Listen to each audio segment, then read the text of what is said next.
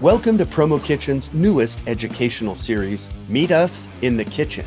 The kitchen is where industry leaders and independent minds come together to whip up a feast of fresh ideas. The volunteers at Promo Kitchen are thrilled to serve you a brand new educational series that's packed with relevant bite-sized insights and actionable strategies. Join other promo pioneers and watch these merch misfits spice up the conversation. There's no weak sauce allowed here, so grab your apron and let's turn up the heat. I don't know if I can handle this. There's so much awesomeness on my screen right now. This is going to be another continuation of Promo Kitchen, Meet Us in the Kitchen, and we have some fabulous, fabulous friends of Promo Kitchen, friends of ours in real life. And I'm lucky enough that Ashley has kind of done this little mastermind thing where she brought us all together. We were going to meet in her kitchen, but the reality of that happening was flights and getting to Vegas, and it was a little challenging. So we're going to try this virtually instead. So, how are you, Ashley, Carrie, Terry, and Josh? Awesome. I'm in my Awesome. virtual kitchen. I'm ready to get cooking. Are you cooking? Is everybody cooking? What are you cooking up, Terry? Okay, so teenagers in the kitchen for summer break, don't wake the beast. So this is just the regular old office. Ah, I love it. Carrie, what are you cooking up? You've got some summer cooking going on. Yeah, I have a dining room table where the kitchen goes into. That's where I am. Oh, that you're yes. So up there on the 17th floor of your Yeah, amazing. yeah. Nice. Josh, where are you coming from? Where are you at? You from outer space? I love that background. I can't tell. Is that your recording room? Yeah, it's my recording room slash the back part of a coffee shop slash where all the cell phone service ends and there's no Wi-Fi slash something called present not perfect. I But it does like look really that. cool. It looks like I'm like a legit podcaster, like somebody who podcasts for a living and then does a bunch of reels on Instagram. Yeah, so you're addicted to the gram like the rest of us. You guys, I have to thank you so much for joining us. And this is Ashley's party, but I kind of like instigated it a little bit because I wanted to bring together some really, really smart folks that have great instincts, great insights, have loads of experience because we want to talk about trade shows. And so imagine, if you will, we were literally hanging out in Ashley's kitchen. I know. But and then we just started like a natural conversation and suddenly I said, "Oh my God, if I go to one more trade show and it looks the exact same with the same things and the same people, the same pipe and drape, I'm going to explode." And so that was part of the genesis of why we thought we would get together today. And because I know Ashley has been traveling a lot, as have many of you. And so, yeah, trade shows. I mean, good, bad, awesome, love them, hate them. That's what we're going to talk about. That's what I want to dive in on. So, Ashley, kick it off. What do you think? What do you think? Are you traveling too much? Do we have too many shows? That's the question that comes up all the time. And I don't have a yes or no answer for you. I am sitting in the epicenter of trade show land here in Vegas. So there's trade shows every day, conferences every day. In our industry, I mean, I have talked to Carrie and Josh about this just as friends over the years. What can we do differently? I know they both have some really cool ideas. Terry and I work together at Promo Kitchen as well as Jay, obviously, and those conversations have come up. So I hand selected this group because I know you all have really cool ideas and opinions and you come from different backgrounds. So would love to get some of your inputs too. Yeah, yeah. Well, we do need to provide some inputs because I think we are overdue for some change, and not just change for the sake of change to burn it down and say ha ha ha ha, ha, which sometimes I want to do, but to actually have an effective change, to do something different for the purpose of better results. And so I'm going to go out on a limb here and I'm going to say we do not need more trade shows. That's a safe limb. Safe limb. Am I on safe? I'm in the tree of trust with Josh. That's safe. You're in the tree of trust. I think part of the issue is that I think that the boom in trade shows has come from like a reflex snapback from the pandemic where nobody did anything. And now there was so much energy to get out, see people, etc. I think I think certain trade organizations, took advantage of that. And I think, a lot of the interstate organizations took advantage of that, and big distributor groups took advantage of that, et cetera, et cetera. And it was just event after event after event after event. And I mean, I'll only speak for myself, but even the really good ones still run together with the not so good ones. And I think we get ourselves into this place where we're not talking about our product or our service anymore. We're just packing, doing laundry, and repacking for the next event. And like eventually somebody's got to sit down and say, okay, this doesn't make a ton of sense. I've gone to 35 trade shows this year. Holy Yeah, I can attest to that, Josh, right? Facilis Group started our own supplier showcase, back during the pandemic because we were hearing from the members of our community that they were looking for a more intimate setting. And there is value, right? Our people need to see the products, they need to see the suppliers, they need to have, safe place to touch you guys. But I hear you. And I think Facilis Group heard you too, in that we're moving our showcase back to Vegas in 2025. So we're excited Will it about be that. will it be in Ashley's kitchen is what I want to know, Terry. Yes, actually, that's what we were going to announce. No, I think that's really awesome that you're listening, and that's eliminating one extra spot that we don't have to go as, distributors and suppliers. I mean, it takes a lot out of us. There's also, if you want to talk about the association and the group trade shows, but now distributors themselves are having trade shows that they expect us to attend, and it just becomes so much. How do you do everything? Where's the best return on investment? Mhm. Tough question. Carrie, what were you going to say? Hold on. Coming from a distributor that's small, like Terry's, Facilis, huge, and then suppliers, and you guys have to attend all of them. I don't have to attend all of them. I go and I'm very specific about which ones I go to, and I support my regional and I support the national association. And those are like the two shows that I need, and I get everything I need from there. I think like I look at suppliers and I don't know at what point the straw is going to break the camel's back, and you're going to be like, you know what, we're not going to do that. Like, you need to support your regional, you need to support the national group instead of having all of your little shows, because there is value in it, I'm sure, for the supplier side, but every single one, like, I don't know how you guys do it, but I'm not packing up and going to another trade show. Trade shows still are very beneficial for me, and the connections are phenomenal. And it's more of a summer camp than it is a product driven thing, which is kind of interesting.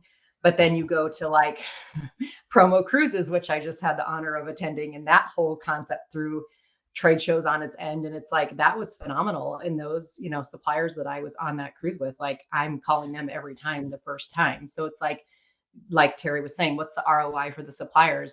And the suppliers are going to have to get to a point where they're like, I don't need to do every single thing. I don't know how you guys do it. When we talk about ROI, I think that's changed a lot. And I think for certain suppliers, there's still very much like a traditional ROI, right? Or you can bank back to a certain show, how much business you netted from that show, et cetera. I think that's different for a lot of suppliers now, especially on the wearable side. It's harder to track, right? You have programs, you have web stores, you have all of this variability now that didn't really exist 6 or 7 years ago. So it's impossible to really necessarily pinpoint, one specific project from one specific show. I just don't know that it works that way anymore. But I do think that, like the promotion and the new ways of going about connecting distributors and suppliers is like a place where I would spend my money at this point in time, right? Versus, setting up in a more traditional tabletop setting in a ballroom with a turkey sandwich at 12:30, like no disrespect to the turkey sandwiches, or all of the disrespect, depending on who wants to read it that way. There's nothing exciting that comes of that. And I think even though we're so much more digital than we were as an industry, we're still a relationship based space.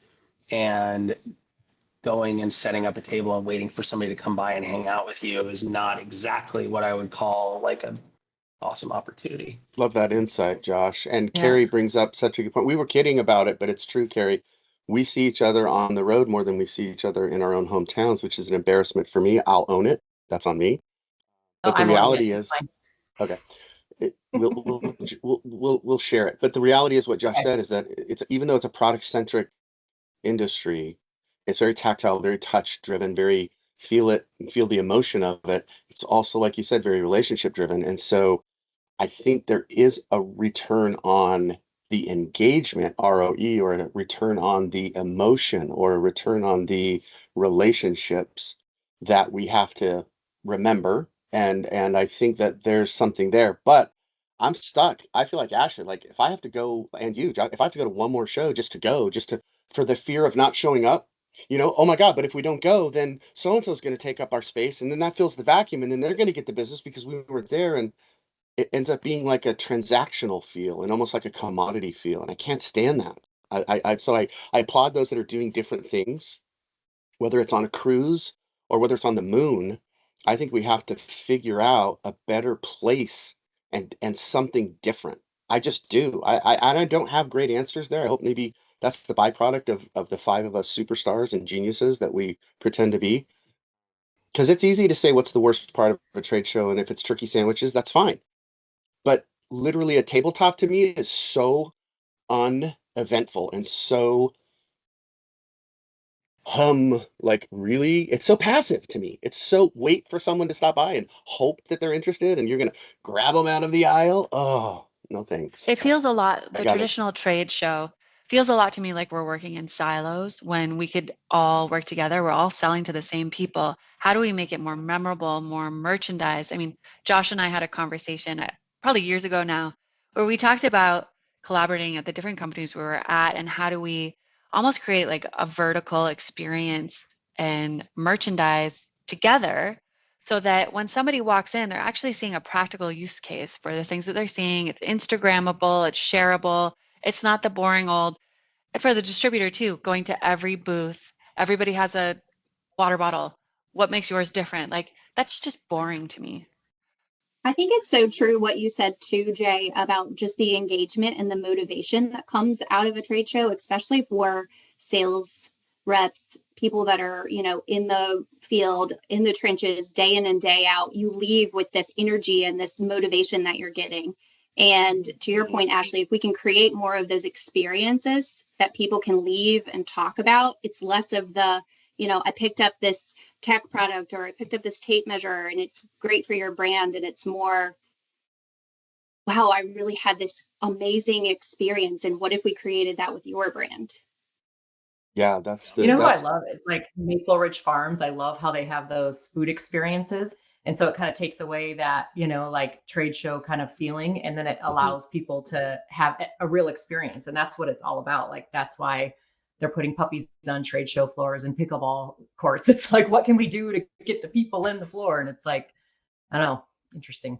Well, there's some fun things to do there that can be a hook, but I'm going to be the guy that says I would flip it on its head. I would have less product. I would take Ashley's more merchandising, and I would say we should have if there's an 80/20 rule, 80% of the time should be more engaged in the education, the setup, the logistics, the training, the deeper thinking, the deeper project based.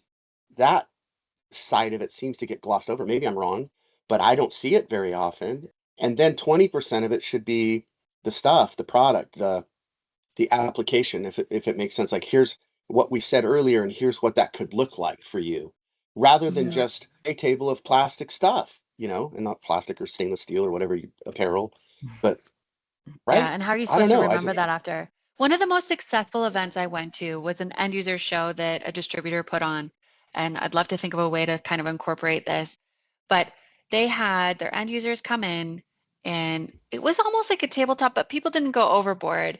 And so you had 15 minutes with each with the rep and the end users and we sat down together and we really got to understand what their problems were and how we could solve them or maybe not with what we have to offer. And I literally had a box with a couple of things in it that were just really conversation starters about how we can curate something that's unique for them. That was the best. I went back to my desk with piles of notes of things that were actually super useful and turned into real business. I don't see that happening at the traditional trade show. As somebody who's only really been a supplier, my job has always been to sell whatever the product or the capability of my company is. But when we really back away from it, our goal is to be in front of an end user with our distributor partner, showing them things that are applicable to their business, right? So if we back out of our stuff, we back out of our capability, and we move forward into what the end user actually needs, they're not just buying polo shirts or tablecloths or hats or water bottles or whatever. They're buying all of this stuff for whatever their program or whatever the distributor, solution. whatever. Yeah, exactly. The solution to their product need or the solution to their brand need, whatever that is. So to me, creating like little pop-up shops or bodegas, partnering with suppliers that sell different products than I do, partnering with suppliers that sell products that are similar to mine, but maybe they have a different decoration capability, whatever that is. I think at the end of the day, you're then putting the buyer into a place they've never been in our space. And therefore you create this kind of undying stickiness versus check out this water bottle or check out this t-shirt or check out this squeeze ball or whatever it is. I think that renders you easily forgettable as opposed to kind of curating an experience. Jay, it's not that bad. Here's one thing though, because I was a distributor No, he for said 12 years. He said squeezy toy. You said stress ball.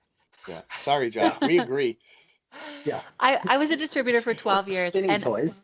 the shows were important for your own knowledge because I would go to Vegas and see all the stuff. Well, you guys are fooling around. I would go and see all the stuff, and then it just stayed in my brain when I was talking to customers, and it gave me more knowledge and more ideas. So I think we still need to be able to see it all, but the ROI really comes from those end user meetings and those one-on-one conversations. Yeah, I would argue seeing it all is one thing, but also isn't it our job as suppliers to understand our distributors and their business? So showing everything might be applicable to the masses, but it's not applicable to your best partners. And I think that there's like a fine line there, right? You don't want to have too little where somebody, sort of skips right over you as an opportunist, but you want to have enough curation and enough knowledge of your distributor and their customers to, provide value, like targeted value. I think that's what we missed in a lot of trade shows. There's no targeted value. It's just this big mass show up and it is the mass. Terry, what were you going to say? Yeah, you were about to say. I was just going to say, right, I think about my own shopping experience now and the preferences that I have when I buy things. And very seldom do I do it where I see it or touch it first. Yeah. And so in our world, I feel like that has to translate to our distributors in some way, especially think about pop-up stores and how e-commerce has sort of taken over our industry. My guess is that the majority of those pop-up stores and e-commerce solutions those buyers are never seeing or touching that product before they purchase it. No different than what we're doing in our real day-to-day life. Mm-hmm. Good insight. It's true. I got a question for Carrie. Sorry to put you on the spot, but how many times, Carrie, maybe this happens all the time, I have no idea, that's why I'm asking you.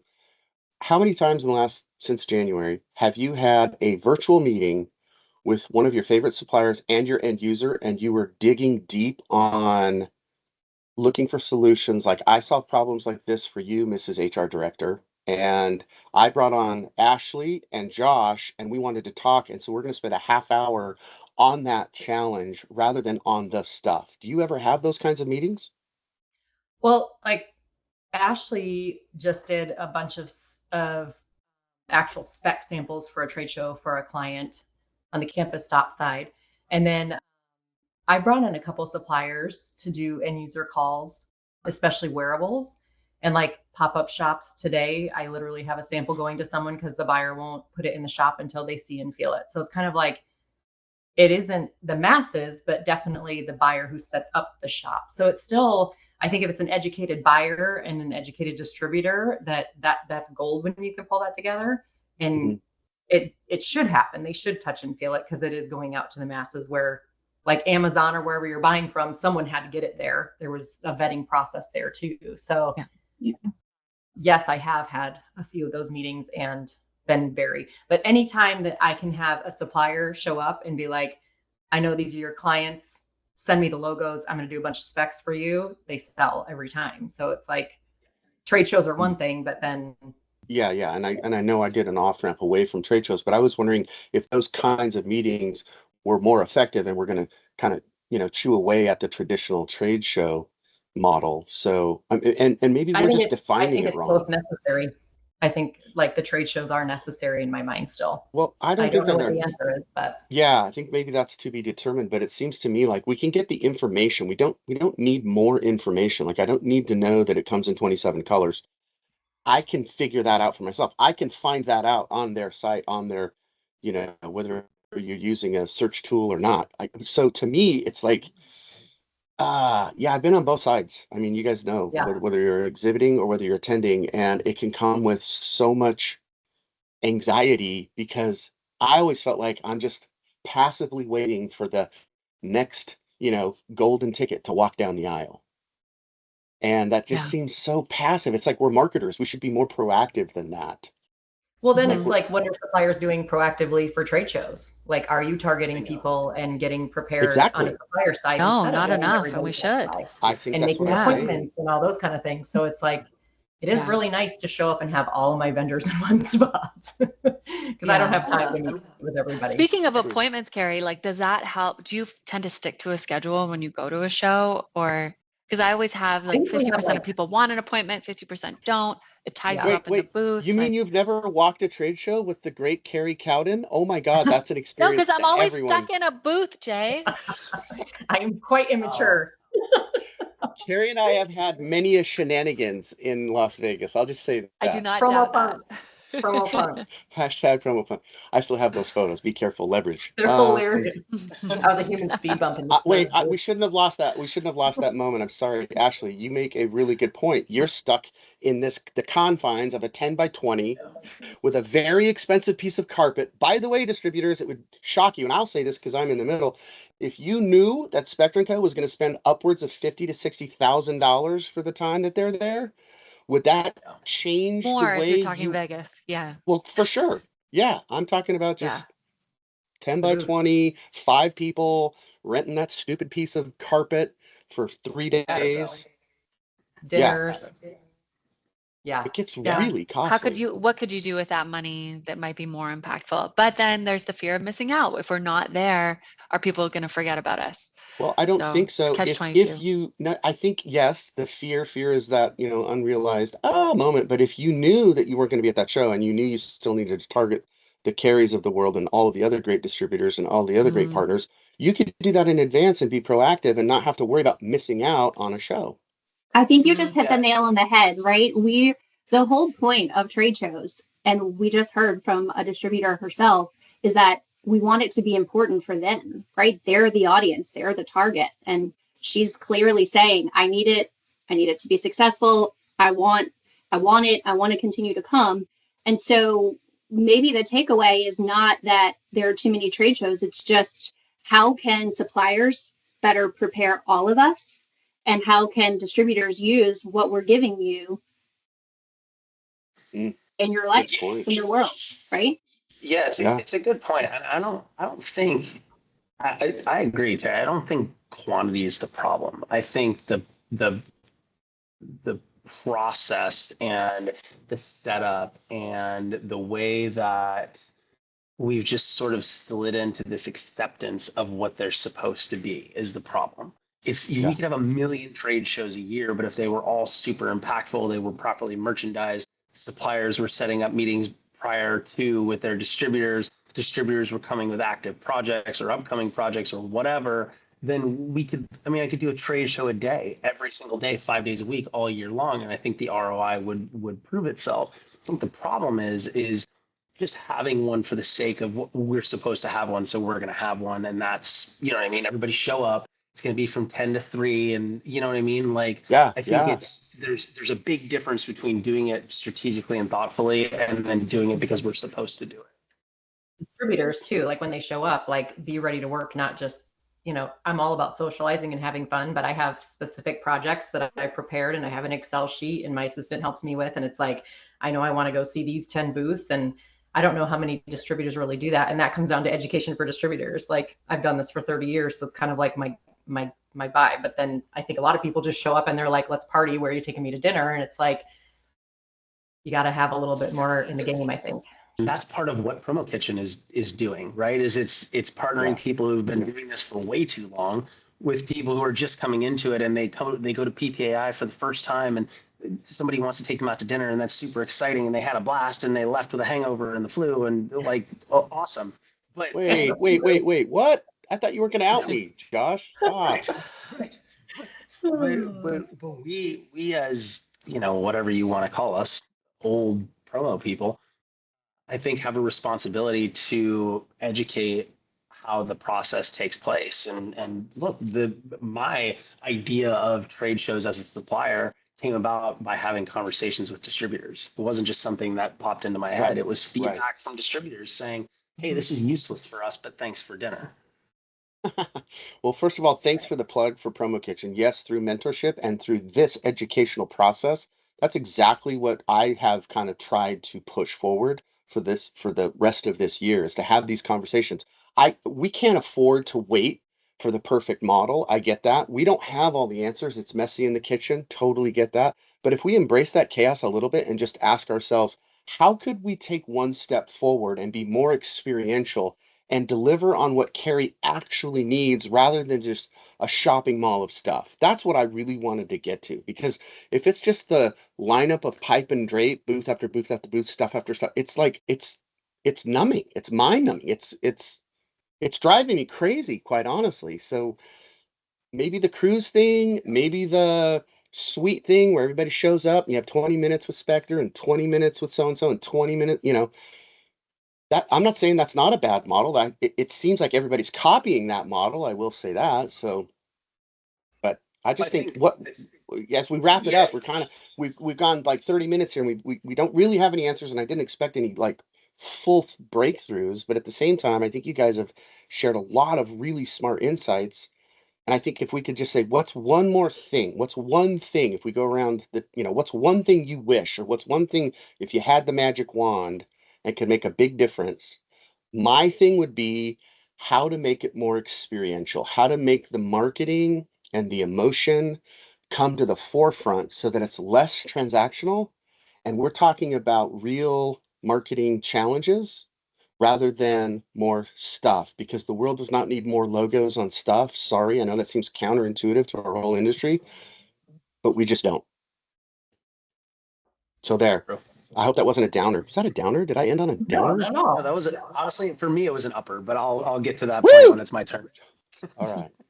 It's not on the suppliers or the distributor. It's both of us that we have a responsibility that when you're spending an investment like you're spending to a trade show, because distributors have to pay too, it's something that, it's on you to show up 110% and collaborate. So more collaboration would be my one thing. Yeah, I was just going to say, as a service provider, I'm chomping at the bit because, my job in this world, in this industry, is mostly to make all of the facets of our industry come together in a mutually beneficial way. And so what I'm hearing is that there are things that are important to suppliers that they're focused on that maybe distributors aren't hearing, and vice versa. And so how do we get that message so that everyone's speaking the same language? That's what I'm taking away. And listening. And that was the genesis of why I wanted to have this conversation. Exactly that. And this is to be determined. We hope this conversation continues. We hope that through us challenging each other, looking for better models, we're not trying to be negative and tear it down. And I know Ashley and I kind of got off on that tangent a little bit before the call. We were like, oh my God, if I have to pack up one more time and go to one more show and then and then there's always this expectation of, well, we're supposed to pay and we're supposed to take them to dinner and we're supposed to do this and and at some point it's like, it feels like a one-sided relationship, like almost like a toxic dating relationship. Sorry. Hopefully it's not, but. But one thing that I've learned from just having this conversation, and thank you so much for joining, Carrie, is that we're just not asking our distributor partners enough questions about how they want to be served. What do you want us to do? What would make it better for you? I love that you have a spreadsheet when you go to a show, Carrie. Would it be helpful as a supplier, I create a spreadsheet and I send it out to all the people I want to come and say, like, here's something to help you. Here's a tool that you can use to make the most out of this show. So I think just more collaboration, just like Carrie and Terry said. Collaboration. Because we rhyme. Carrie and Terry rhyme. So I can't wait to meet you at a trade show, Carrie. I know. I can't wait. I'll be at the expo. Me too. Me too. Which one? All of them. No. The only one I Okay. would. Yeah, because as the misfit, official misfit, are we talking the print, promo, or apparel? Because I don't Oh, know if you yeah. know, there's this thing called convergence happening right now, where we used to have three industries, maybe a fourth, that weird cousin. Now it's like everybody's coming together, and they're coming for promo because they still see profit margins. So all of the print Mhm. freaks are coming, all the apparel geeks are coming, and I love it. I think we need to embrace that, and that's part of the experience. And that's part of what I wanted to ask you guys. As we close, are you seeing that? Are you feeling that, or is it just me? I'd like to see more of it. It should come together. Yeah. Why do Okay. we're going to Yes, eliminate yeah, 3 like- trade shows for you, Jay. Like, let's bring it all together. One-stop shop. Yeah, and again, like for them to all be separated is just indicative of different people doing different things to arrive at the same place. Like let's take all that we know about our customers and their brand requirements and put it together in one place for them to shop, right? Imagine in our lives as consumers if we, I mean, I do know people who do this, but they're nuts. So names to be withheld. But like, I do know people who go to 4 different grocery stores for their grocery shopping because one store has good produce, one store has good, you know what I mean? And that's fine. But I think they're the exception to the rule. What would happen to the perception and the reality of the ROI of trade shows if we put things together and made it a experiential buying experience for our customers and their end users versus just doing it the way we've always done it. And I think, my big takeaway from this and hopefully, for future conversations or anybody who listens to this is that there is a better way, and the best way is just to collaborate so that we have an understanding of what people want and we can go service that as opposed to just guessing. I feel like we show up Love and it. guess a lot. As a call to action for everyone is tell us, we want to hear, tell us so that we can continue to have these conversations and make them have legs. Yes, Terry, you are 100% accurate and correct in every way. I think that is our call to action. So Promo Kitchen can continue to lead this conversation. Great. It's okay if others want to join us. They can join us in comments. They can join us. This will probably be a future blog, and we hope to have conversations like this a couple every month for the rest of the year. And we just knew this was a timely topic. So I'm so glad that Ashley, you thought about this topic, that you led the discussion, and that the three aces, Terry, Carrie, and Josh, were able to talk about ROI, talk about collaboration, talk about what can we do that's different. And it seems like we have a little consensus that we can at least, we recognize we could do better. Maybe that's the first step. Yeah, for sure. Sure. All right, there we go. That's it. That's all we get. See you next time in the kitchen. See you next time in the kitchen. Oh my gosh, this was so much fun. If you had a blast or if you have a topic, please reach out to myself or to Ashley. We're so grateful for the platform that Promo Kitchen has provided for us. And so this is going to be an ongoing, get on the bus. This is fun stuff, you guys, right? Get in the kitchen. That's right. Oh yeah, get in the kitchen. We're making cool shit in the kitchen. I got to get my analogies right. Yeah, we're taking the bus to the kitchen, and we're going to have some amazing recipes. And we better turn this off about right now.